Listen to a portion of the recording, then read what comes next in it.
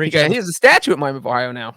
Yeah, we know. Okay. I have a All special right. teams question for you. We're getting tight for time. So we're going to cut out the Cardinals here because at this point, what Cardinals don't they suck. need in order to be helped? So we are taking a quick break. You're watching Pick Six. We'll be right back.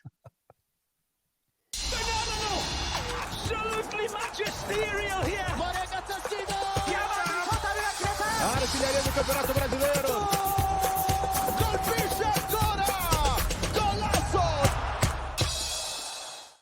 Welcome back to the Pick Six podcast. I'm Katie Moggs here with Will Brinson, Ryan Wilson, and John Breech. And today is one big thing from the NFC. That's our show today. Make sure you keep it locked all week long for more NFL offseason news. And remember to like, comment, and subscribe on the YouTube page.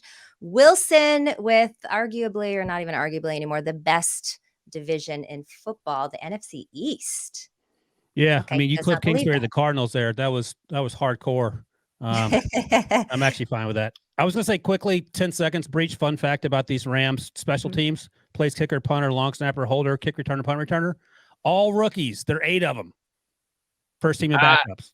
So Yeah, they didn't even have a kicker on their roster 2 weeks ago, so it's going to be interesting there. All right, let's start with the Cowboys in the NFC East. Speaking of kickers, your guy Bones Fossil, the special teams coordinator, is making jokes about how bad the kicking is in Dallas, and they're looking under every rock to find a kicker, so you might want to look into that as a side hustle there, Breech. I'm going to do a couple things here. I'm going to go with our guy Cody Benjamin's, what each team needs to do, and then I added my own little thing here.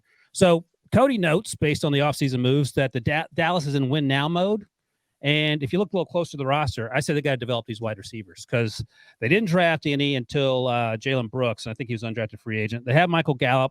They traded for Brandon Cooks. They have CeeDee Lamb, obviously, and then it's just trying to sort through some other things. Sidney Fehoko, I think he's second or third year out of Stanford. Jalen Tolbert out of South Alabama is, young, hasn't really done much, and they're in a post-Zeke world, which isn't necessarily a bad thing, although Tony Pollard, who they tagged, is coming off the injury. So I think it starts with Dak, of course, but if Dak is Dak and doesn't throw an interception every third or fourth throw, I think the wide receivers have to be sorted out because everything else is in place to at least try to challenge the Eagles in the division.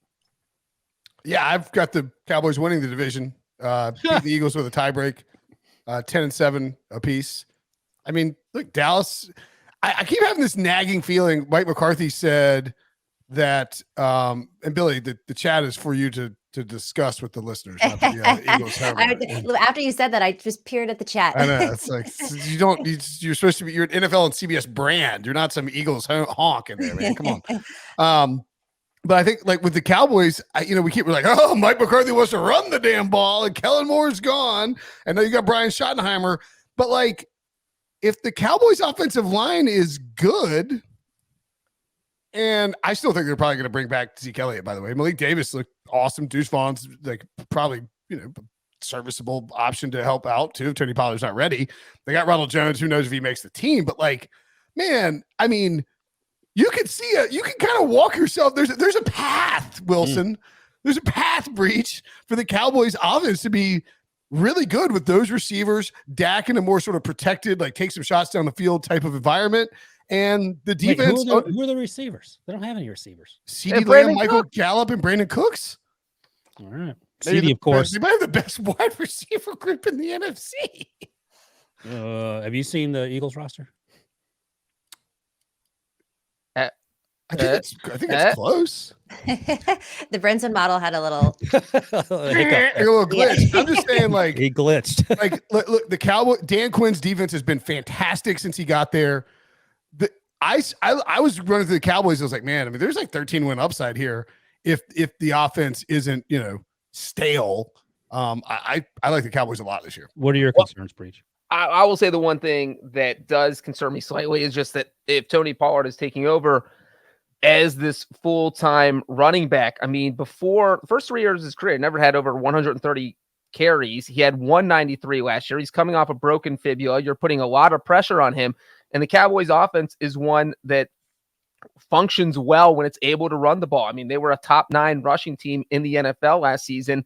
And a big part of that was because of Pollard. So if he doesn't come back looking like the Pollard he did for the past 3 seasons, then I think that offense could struggle. So I think that is an issue. But yeah, I actually think the receiving group, like Brinson said, I'm agreeing with Brinson a lot this podcast, but that They How's could that- yeah. CeeDee Lamb and Brandon Cooks. And Michael Gallup. That's a pretty strong top 3. You're taking the Eagles top 2 over the Cowboys top 2.